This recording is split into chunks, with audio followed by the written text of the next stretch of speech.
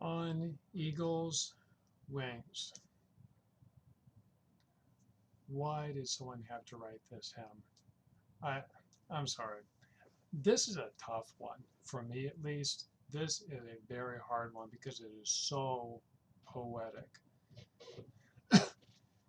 You know, sign language connects well with things that have a lot of imagery, right? And this hymn has a lot of imagery, so it should be good, right? Except the meanings are so kind of disconnected from us and how we think. I guess maybe not, but the meanings aren't real clear, I think, my opinion. You know how when we interpret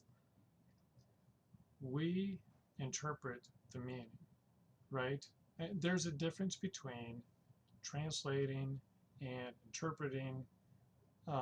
You could think of it like sign English as more transliteration, where you're following, word for word, the structure and everything, and you hope they understand the meaning. And then you have interpreting, where you're taking the meaning and you're signing the meaning, but the original structure and language and vocabulary and so forth, sometimes you chuck that, right? Because you're focused on the meaning. Well, many times I try to interpret kind of in the middle if I can, where I'm keeping some of the vocabulary, but I'm using more maybe ASL structure, but really going after the meaning. I want to make sure that the meaning is clear. That's primary. But still try to keep some of the vocabulary in also.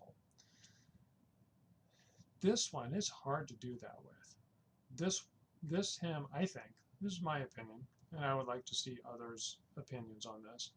But my opinion, this is a tough one to go down the middle here.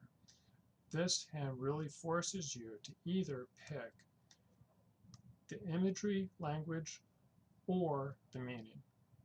Because I think if you're signing the imagery, the meaning is not going to be very clear. Anyway, in this video, I am going to try to go with the meaning more than the imagery. So I'm going to start with the refrain, and having explained all of that, now for the refrain, I'm going to kind of go down the middle here, because for this one it works. For the stanzas it doesn't, mostly.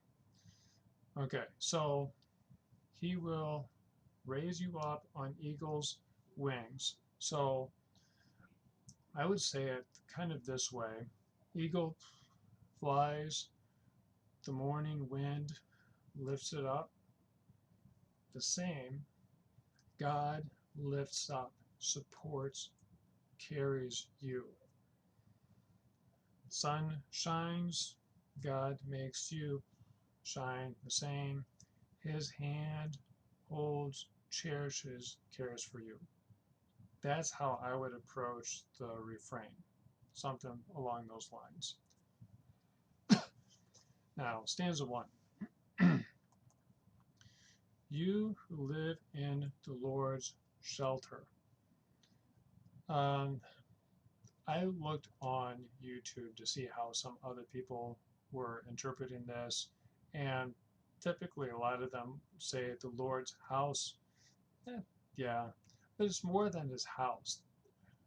Shelter means his protection. So you live in the Lord's protection, you abide in his shadow.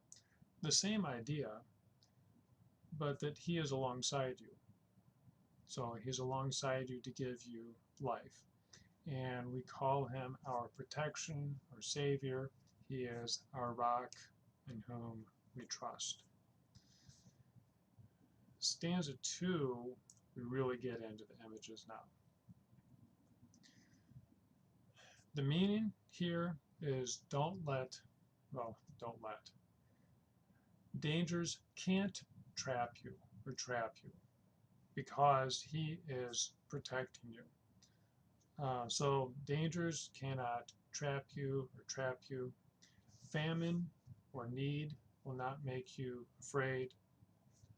Under his wings, here we get a clue for this hymn that he does not make us eagles. So we are not the ones who are strong and capable. He is the eagle, and he carries us. He lifts us. He protects us.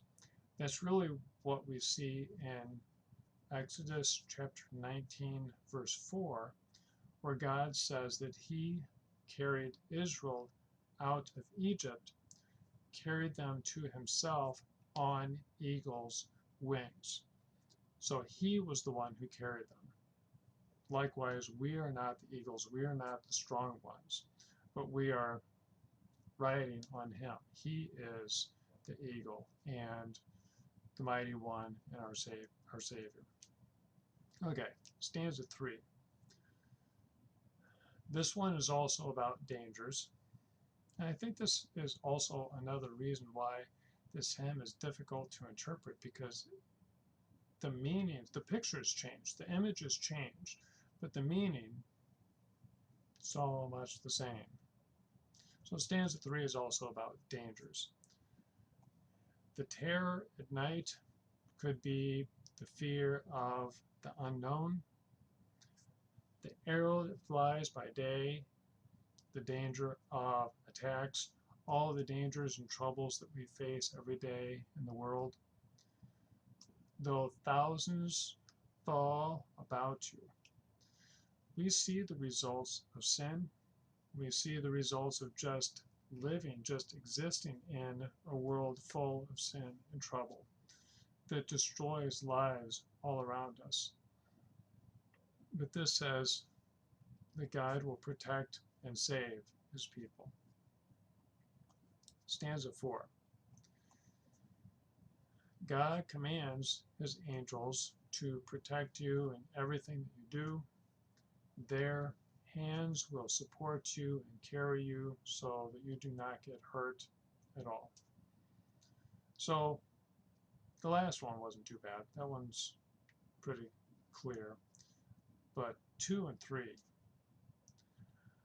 If you have a good way of signing this, please share it. Again, I looked at some of the interpretations on YouTube. I didn't see anything that I really liked. So I'm very curious to see how some other people would sign this one. It's poetic to sing it. It's beautiful. It's nice. But it's a tough one to really sign the imagery and the meaning together and make it clear. So please, if any of you out there watching this have some ideas, post your own video. I would love to see it. Thank you. Thank you for watching. God bless you.